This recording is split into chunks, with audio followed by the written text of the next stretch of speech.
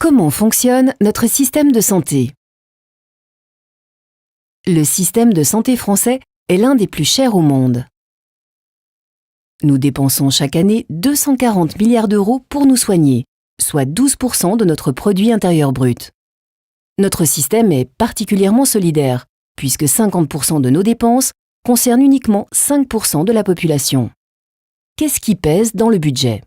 D'abord, les séjours dans les hôpitaux ou les cliniques représentent près de la moitié des dépenses. Ensuite, les Français consomment une grande quantité de médicaments et nos médecins prescrivent beaucoup.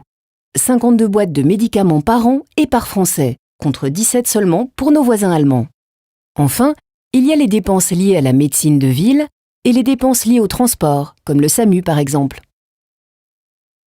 La prise en charge des dépenses de santé est triple.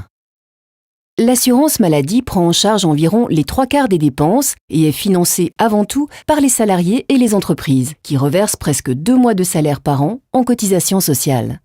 Mais tout le monde est mis à contribution à travers la contribution sociale généralisée, CSG, et quelques taxes, notamment sur le tabac et l'alcool. Ensuite, les mutuelles et les assurances privées jouent elles aussi un rôle important. Elles remboursent près de 15% des dépenses et c'est une spécificité française.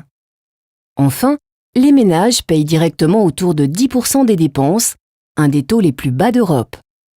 Bien que notre système de santé en France permette de soigner efficacement tout le monde, son équilibre financier est très fragile. Le déficit a été multiplié par 7 en 10 ans et il continue d'augmenter, principalement à cause de la crise économique, du vieillissement de la population et du coût des évolutions technologiques. Pour le contenir, de nombreux efforts sont faits pour inverser la tendance. Séjours moins longs à l'hôpital, prescription de génériques, déremboursement de certains médicaments par exemple. Les coûts progressent toujours, mais de façon moins rapide depuis quelques années, et la viabilité du système n'est pas encore assurée. Cette situation mérite que l'ensemble des acteurs réfléchissent ensemble à une réforme de notre système de santé.